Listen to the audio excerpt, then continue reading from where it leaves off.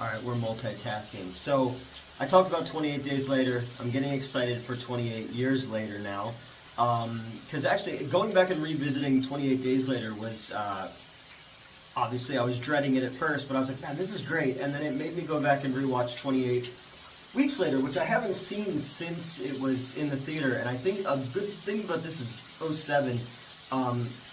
This came out around the same time as Planet Terror from Grindhouse. And I was like, wait, oh, this one also has a John Landis special in it where they're using a helicopter blade to cut off heads.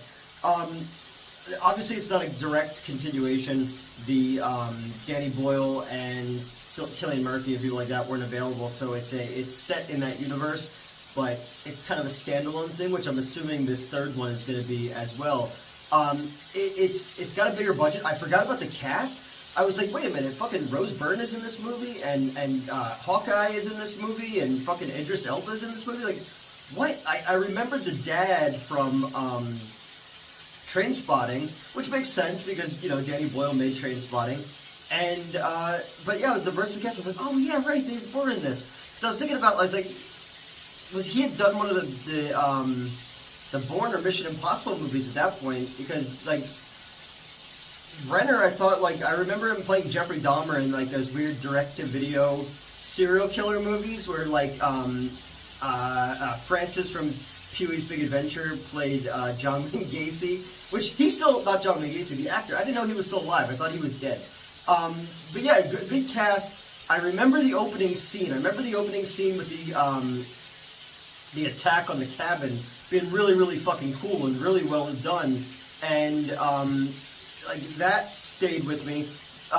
You know, the main conceit of the movie is that, you know, at the time of the outbreak, a husband and wife take shelter in this cabin with a couple other groups of people. Their children are in Spain on a holiday, so they haven't been able to be with their children.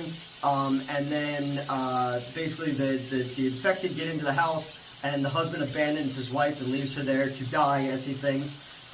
We've moved into District 1 now, where NATO has kind of taken over England, and parts of it have been, you know, made inhabitable again, and that's where Jeremy Renner comes in. He's one of the snipers up on the roof. Well, the kids get sent back to their father, and they don't know what happened to their mom. He never told them. So the son, the youngest son, is like, well, I don't have any pictures of my mom. So they go out into this water's super hot, by the way.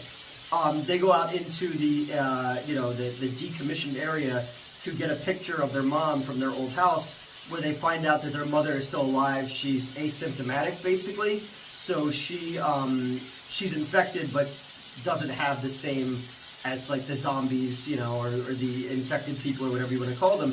And basically these two dumbass kids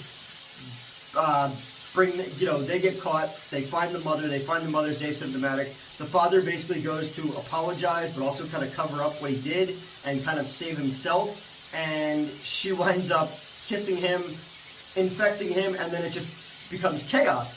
The thing about the movie is, this one obviously had a nicer sized budget. The first one had I don't know, the good fortune of being the first kind of digital movie like this, also being one of the first kind of modern-esque zombie movies. So its aesthetic of kind of that grimier, flashier, jerkier kind of style works in that one's favor, but in this one, it almost feels showy. Like, now they have the budget to do these things, they have the technology to do these things, but they're still feeling they have to follow the trends of the last one. And in doing so, it just becomes very show-offy almost to a degree, which is too bad too, because I think this director, if he gave his own visual flair to it, it could have been a lot better, because what it ultimately comes down to is it just feels like a bunch of vignettes. And aside from, you know, that opening attack scene, and, you know, the helicopter scene, which is kind of cool, it's kind of gross, and, you know, but you could see and that's another thing that reminded me of Planet Terror, was just the blood is just, like, way gushier in this, just like it was in that one. It's, you know, again, it's more showy. And this one doesn't feel as claustrophobic and as, you know, as hopeless as the other one. There's a lot of shots of close-ups of the kids when they're riding the motorcycle and stuff like that. It kind of reminds me of like The Perks of Being a Wallflower or the last Halloween movie or something like that. I do like the scene underground where they're using just the scope of the rifle to see, and there's all the dead bodies down there and stuff like that.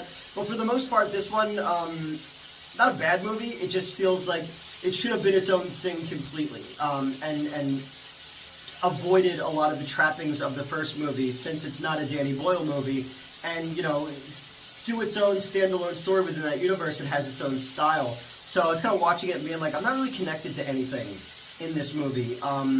Not bad. I like the idea of what they do with the District 1 stuff and the city, and I like that, like, basically when it gets out of control and they don't know who's infected and who's not infected as everybody's kind of running out. Kind of give me a little bit of a Conquest of the Planet of the Apes vibe there. Idris Elba's just like... The camera fell over and that would have been demonetized. So if I don't get this done tonight, I'm never going to get it done. I just watched the movie. I don't want to accidentally read someone else's review and then accidentally say something of theirs. So I left off at saying how Idris Elba basically issued the order to, take out everybody, all the survivors, because they don't know who's infected, they don't know who's not infected. They firebomb, the District 1 area.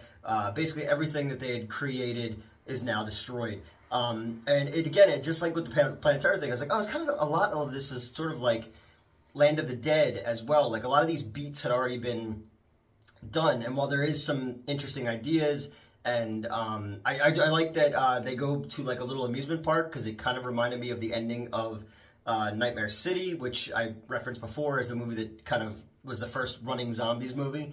And then are there two like main characters who think that there's hope both die in horrible ways, and the black dude from Oz is the helicopter pilot, and he kind of gets them the kids to safety, but the son is now infected but not infected. The reason they have to survive is because they're asymptomatic like their mother, and maybe they could be used for a cure or whatever, but in the end there's infected people in Paris, and it's everywhere now. It's 28 days later from the 28 weeks later, and there's infected people everywhere, and I'm doing this while brushing my teeth, and going back and revisiting it, I remember it being a lot better when I saw it in theaters the first time. I was probably still high on the the idea that it was 28 Days Later sequel, and while it has a lot of things that I do like, I like Rose Byrne's character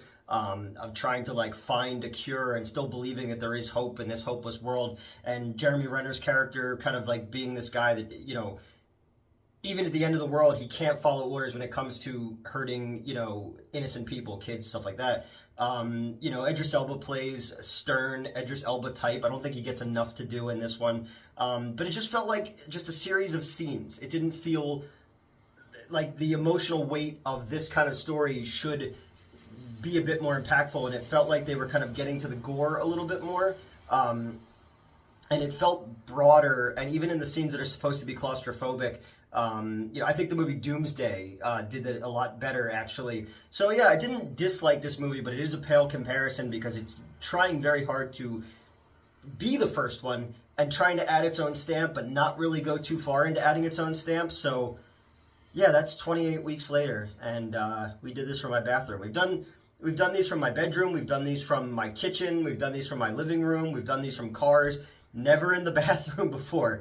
So yeah, you're welcome, Internet. And we'll check out 28 years later, and we'll see the return of Danny Boyle and all that, and if it brings everything together. So we'll see. Bye.